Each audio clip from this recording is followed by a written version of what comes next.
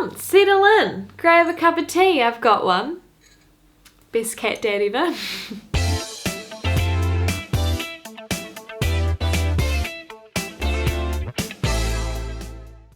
Right, so I've chatted about my diagnosis in bits and pieces on various social medias, but I've never had the whole story put together, so here it is. Just before we jump into it, if you're new here, hi, my name's Morgan. I make videos about having celiac disease, about making gluten-free recipes, gluten-free news, and all that jazz. So if you're new here, hit that subscribe button. Let's get into it. I think that people with celiac disease can have such varied journeys to get to diagnosis. I've just been watching Robin's from Robin's Gluten-Free Living, which I really enjoyed. It was really different to my story. Just a few days ago, I read Sarah from the Gluten-Free Blogger's diagnosis story, which was also really different, really interesting. She got diagnosed really young. I, of course, got diagnosed at around 22. How old was I? How old am I? 22? But both of those I'll link in the description below if you want to have a read about them too. But I think it's really beneficial to hear about other people's journeys as well with celiac disease. There might be some bits and pieces in this video that you can relate to. You might relate to none of it, which is absolutely okay. But really, I think it's just a good way to raise awareness. So for my story, I especially want to start off with the symptoms that I was experiencing in the lead up to my diagnosis. Mostly because I didn't think anything was wrong with me at all. And I also want to warn you straight off the bat that we are going to be talking about bowel movements. We're going to be talking about flatulence, all that fun stuff. So if that's not for you, I totally understand. But there'll be a lot of that in this story. Ever since I was 15 years old, I had the worst farts. I told you we're getting right into it. It was embarrassing, but at the same time, I thought that was a universal experience, which I found out later is not quite the case. I particularly remember getting quite bad flatulence during karate class on Monday and Thursday evenings, especially when we were getting moving. You can picture 15-year-old me doing push-ups, really desperately trying to hold in a fart. It's probably quite a good core workout, to be honest. I actually started karate with a friend and she had a particularly good sense of smell. And she would always look at me and be like, "Ooh, who's that?" And I'd be like, "That kid." I do wonder if she ever figured out it was me, or on the very slight chance that she'd watched this video. Now you know. Anyway, so I definitely had a struggle with gas, but now let's talk about my bowel movements. For as long as I can remember pre-diagnosis, I would describe my bowel movements as either all or nothing. Either extreme diarrhea or complete constipation. Look, I said I was going to talk honestly about this. To be more specific, which I'm sure you don't want, but for the purposes of this video I will indulge, it was either 2 to 3 days of incredibly runny and burning diarrhea, the type that you'd use like a whole roll of toilet paper, couple of flushes, 2 to 3 flushes to get rid of, or absolute complete constipation, which was incredibly painful as well. I would yo-yo back and forth between these states constantly. There might be one day in between where I would have a normal poop, and that was great. The crazy thing is I had no idea that anything was wrong with me. I thought this was a totally normal experience, and to be fair, I hadn't ever been told otherwise. In fact, I probably didn't have a conversation about poop until I was 20 years old. To be honest, I think that's quite normal for a lot of us. Like, when did you last have a conversation in depth with another person, not a doctor, about poop? Other than the one we're having right now. Aside from the hectic excrement, the other symptoms I noticed was bloating after eating pasta and bread, which I thought was normal. It's kind of one of those things that you say after eating pasta and bread, "Oh, I'm so bloated." I thought that was more to do with the amount of pasta/bread I was eating. To be fair, it probably did. And the other symptoms I noticed was being incredibly tired in the afternoon. But again, I thought this was normal. I mean, they even have TV ads for cup of soups for when you hit that afternoon slump. So I thought it was totally normal. I definitely did experience other symptoms as well, but these were things that I noticed after moving to a gluten-free diet. Naturally, I didn't ever think to mention this to a doctor, as I perceived my experience as totally fine, completely normal, absolutely healthy. It wasn't until my mum got diagnosed with IBS that I actually thought, hey, maybe I am having gut issues as well. Because of my mum's IBS diagnosis, we moved to a FODMAP diet, which was pretty loosely gluten-free, and we did that all together as a family. Get this. I actually stole her gluten-free bread because I like the taste. What was past Morgan thinking? I started to realise that gluten might be an issue for me as well when I started university. I did a musical theatre degree and it was very physical. We had morning dance classes. We were told we needed to go to the gym all the time.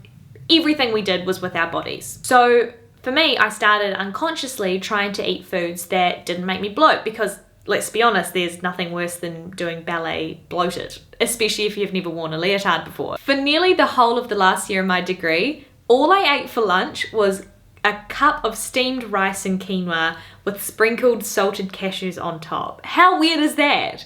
But it was the only thing that didn't make me feel lethargic in the afternoon. Definitely got some weird looks though.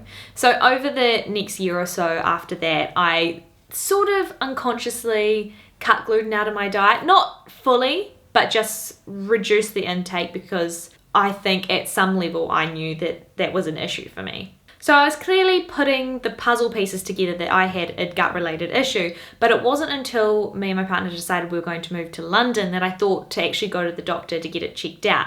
Mostly because I didn't know what healthcare was like over here in the UK, and I had a really good doctor back home, so I thought I'll just check in with her and hopefully she can point me in the right direction. For what happened next, I'm pretty grateful for. I ended up not seeing my GP, but I saw my nurse as my GP was on holiday. And I went and told her all my symptoms. I told her what was going on with me. I told her mum had IBS and she thought that was probably the case for me too. So she asked me to look into FODMAP diets. But right at the end of our consultation, she said, "Oh, let me just get you checked for celiac disease first." And I am so glad she said that because from what I've heard from other people with celiac disease, it's not necessarily the first thing you test. But it should be because you need to be eating gluten to test it. So I got my blood test on a Thursday and I was told that my results would take about a week to come back. But then I got called Friday and I had a feeling, this might be positive. And I was right. I was told to keep eating gluten and I was referred on to an endoscopy in about 6 weeks' time. The only problem was that in 6 weeks' time I was due to be in London and I was very lucky that they were actually able to move it forward to in about 3 weeks' time. However, at that time my gluten intake had been pretty low and they were worried that 3 weeks wasn't a long enough time to get gluten into my system properly so that they could get an accurate result from the endoscopy. By pure coincidence, the place where I was working at this time was delivered hundreds of cookies. I'm talking hundreds. Triple chocolate, apricot, white chocolate, everything. And I went hard on them because doctor's orders. I'm sure that's not quite the gluten that they were wanting me to eat, but that's the gluten that I ended up eating. My endoscopy experience was great, and it was the first time I'd ever been put to sleep for anything. It was actually, to be fair, the first time I'd been in hospital. Is it a surgery? Not really, I guess. It's biopsy. But it was my first experience in hospital, and my first experience being put under anesthesia or whatever. I loved it. Absolutely wonderful time. I remember waking up, I think partway through when they were stuffing the tube down my throat and I was like, I vaguely remember going but someone said, "Hey, it's fine," and I was like, "Oh good," went back to sleep. Afterwards they keep you in the hospital for about an hour or so just so you can properly wake up. I woke up and then went back to sleep. I like sleeping. But after that I don't quite remember how long it took me to hear the results that I had celiac disease. I'm sure it was pretty soon after. I just remember that they called me and they're like, "Yay, you don't have to eat gluten anymore." And I was like, yay? To say farewell to my gluten-free diet, I had one last day of eating whatever I wanted.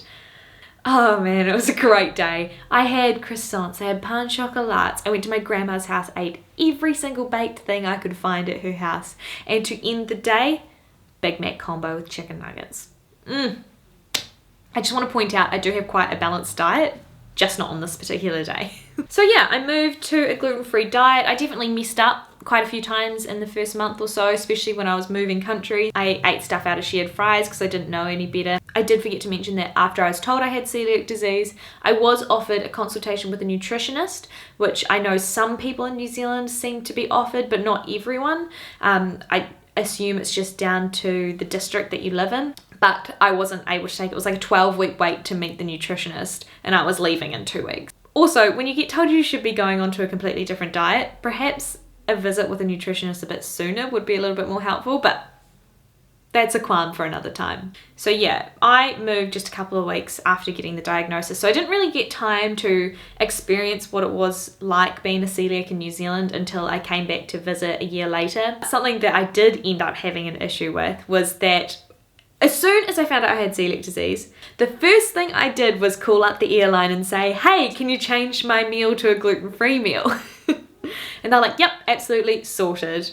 Spoiler, it wasn't sorted. I had two 12-hour flights where I couldn't eat a single thing. Our stop over in Hong Kong, I got a bag of M&Ms. By the time I got to London, let's just say I was very hangry. To be fair, that's small fish compared to how much better I felt after moving to a gluten-free diet. Not only had my bowel movements become normal for the first time in 6 or 7 years, I had no more hideous farts, I didn't bloat anymore, and I had insane amounts of energies. I honestly felt like I had been given caffeine shots every morning compared to how I felt when I was eating gluten. I slept better, now I only need 8 hours instead of 10 or 11. My mood significantly improved and I no longer get as much brain fog as I used to. Still do get brain fog, but not as much as I used to.